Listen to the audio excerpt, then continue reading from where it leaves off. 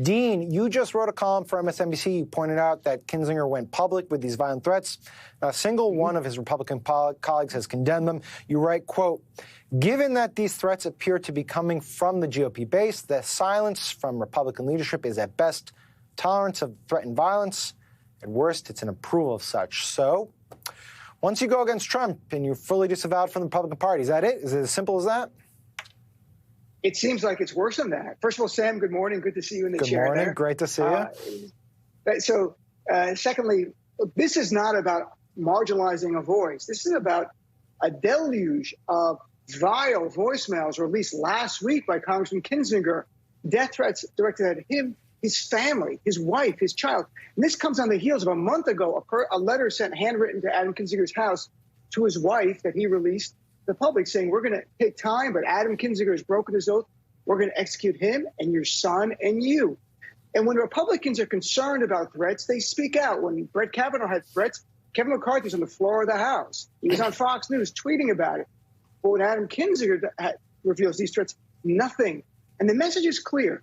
We value certain lives. Those are on our team. But those who dare criticize our Donald Trump, our leader, well, violence is at least acceptable, if not encouraged. And you said Ruth Ben-Ghiata, an authoritarian expert. These are dangerous times. We have a GOP that is an authoritarian movement that is literally embracing fascist tactics, using violence to acquire or retain political power. It's frightening. I just want people to understand these are not isolated threats.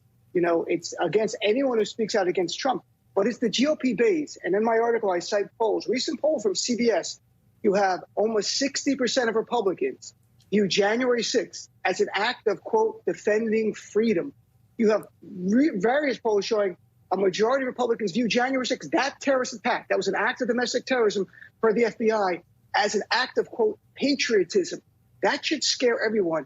I never called the GOP fascist. I'm not hyperbolic pre-January 6th. And even after January 6th, I thought they would jettison Donald Trump. He literally has an 80% favorability rating right now. You have nearly 60% of the Republican base telling you violence is acceptable to acquire and retain political power. That is the definition of fascism. Madeleine Albright talked about in her great book, Fascism, A Warning.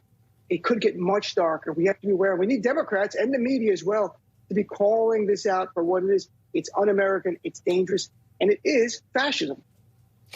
To play devil's advocate for a second, Dean, you know, there are I'm not saying it's fascist, but there are violent threads throughout different elements of both parties, less so, I would argue, than on the Democrats. But, of course, Republicans spoke out, rightfully so, I would argue, about a man who showed up at Brett Kavanaugh's house, right, with a gun and an attempt to kill him. Did the Democratic Party speak out sufficiently against that, in your opinion? I think that depends on the person. I mean, ultimately, the legislation passed to provide Secret Service more protection for the justices. But we're not talking about leaders. I want people to look at the base.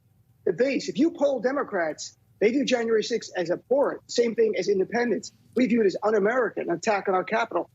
Nearly 60% of the Republican base views that as an act as defending freedom. So let's be clear. It is the base of the GOP that's going that direction. And they always get more extreme, this GOP. They don't suddenly get more reasonable. We're going in a dark place. And it's scary to say that, but that's the reality.